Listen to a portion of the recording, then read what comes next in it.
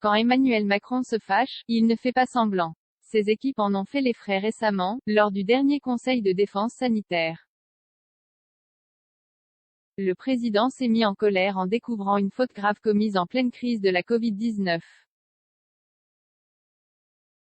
Emmanuel Macron plus suivre ne plus suivre, les jours sont comptés. Le 17 mars prochain, cela fera 1 an que le quotidien des Français est rythmé par les règles sanitaires, la distanciation, le port du masque et surtout les confinements et couvre-feux instaurés. Le but du gouvernement, endiguer l'épidémie. Confinés une première fois juste avant le printemps, les Français ont finalement été libérés en mai pour profiter un peu de l'été avant un second confinement connu au mois de novembre. Depuis, la menace d'un troisième plane au-dessus de nos têtes. Pourtant, malgré les craintes liées aux rassemblements familiaux habituels pour les fêtes de fin d'année, aucun pic épidémique n'a été relevé depuis décembre. Un exploit alors même que plusieurs variants du virus ont fait leur apparition sur le territoire. Si la vaccination est considérée par le gouvernement comme le seul moyen d'éradiquer la Covid-19 et de retrouver, à moyen terme, une vie normale, il faudra encore un peu de temps pour constater une réelle amélioration.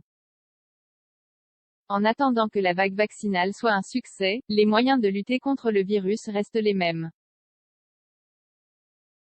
Un test PCR positif. Les rassemblements sont interdits, le couvre-feu de 18h à 6h du matin est maintenu, le port du masque obligatoire, le télétravail encouragé et le contrôle aux frontières renforcé. Et c'est justement là que ça coince pour Emmanuel Macron, comme l'a révélé Europe 1.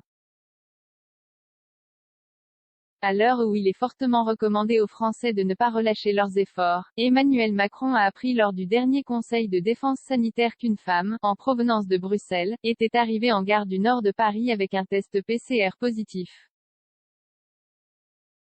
Si ce fait l'avait déjà mis hors de lui, quelle ne fut pas sa surprise de constater qu'en réalité, la voyageuse avait réussi à se rendre par la voie des airs de Saint-Domingue à Haïti où elle était en vacances, à Madrid en Espagne. Son test positif en poche, elle s'est rendue, toujours en avion, de la capitale espagnole à Bruxelles avant de finalement se rendre à Paris sans rencontrer de difficultés particulières en dépit de son état de santé. Dès son arrivée sur le territoire, la voyageuse a été placée à l'isolement. Le pire a été évité, du moins, espérons-le.